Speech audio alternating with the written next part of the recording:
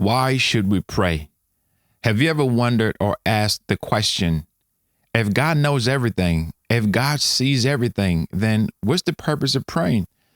You're not alone, but I want you to understand that prayer has three major components, right? First, prayer is communicating with God. That is your method of communication with your creator. The beautiful thing about prayer is that when you're praying, you're talking to God. There is no middleman there that needs to translate anything. There's no middleman there that you have to go through. But when you are praying, it's a direct communication with your creator. You know, I think there's something so beautiful when I can just sit down and to know that I am speaking directly to my Father. It's amazing. So when you're able to understand that prayer is not for God, but prayer is for us to communicate with God, for us to be able to talk to him. You know, I want you to think about any type of relationship, right? In order for you to have an effective relationship with anyone, you need communication, right? You have to communicate with that person. And that's how it is with God. So prayer is just a simple way for you to talk to God in your own words. You can start wherever you are. You don't have to use big terminology. You don't have to use fancy words, but you can just communicate to God in a simple manner. The next thing about prayer is this: prayer helps with spiritual growth.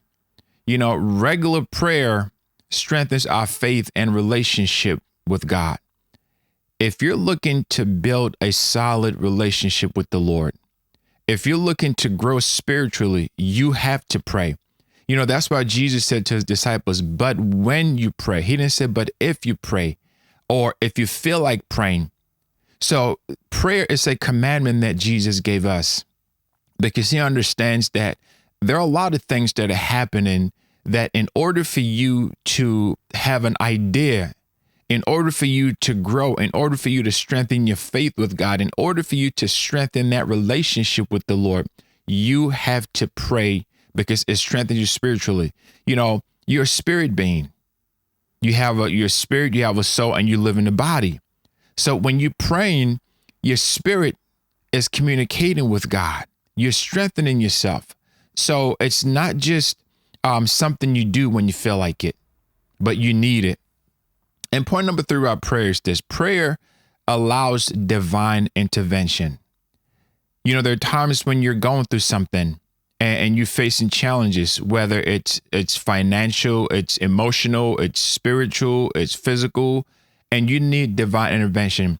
Prayer invites God's power into our lives and circumstances. I know that you've probably been through some things that you had to pray about. And you're saying, God, I need you to intervene in this situation. Lord, I'm dealing with this. I'm going through this. I need your help with it. Well, that's what prayer does. It invites God in our problems. It invites God in our decision making. It invites God in different aspects of our lives.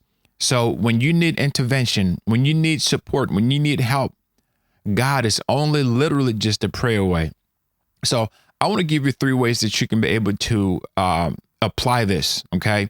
So the first ways that we'll talk about prayer is, you know, is when you communicate with God. And then prayer is also a way for you to strengthen and grow spiritually, and prayer is for divine intervention. So let's put all this together. Okay. So here's what you need to do. First, you got to set time daily to pray, to build consistency. You have to make sure that you're setting aside, whether it's 5 minutes, 10 minutes, 15 minutes, 20 minutes, whatever time you're setting. The Bible said that Jesus always went somewhere to pray. Every day Jesus prayed.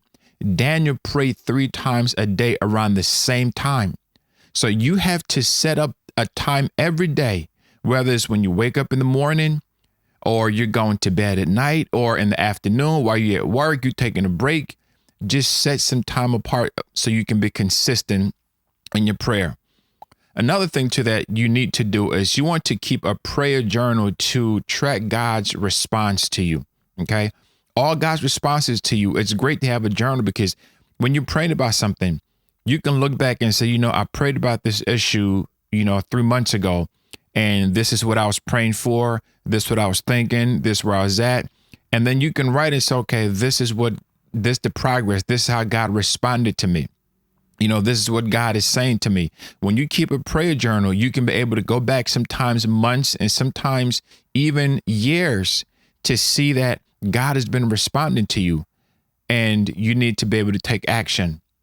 The third thing is this: you want to practice gratitude in your prayers to shift your perspective. A lot of times we're praying with the wrong perspective. We're praying from a place that is not helpful at all, right? So you want to be able to be grateful and say, God, I thank you, that I'm able to communicate with you. I thank you for all that you've done. We want to be able to pray with a heart of gratitude. A lot of times when we're going through different issues in life, we spend so much time complaining about what we don't have. We're complaining about the issues that we have. We're complaining about everything. But when you begin to pray with gratitude. Say, Lord, I thank you for this day. Lord, I thank you for waking me up. Just those little things make a whole lot of difference. So as you're praying, learn how to have a heart that is open to God, that says, God, I want to talk to you. I don't have any big words.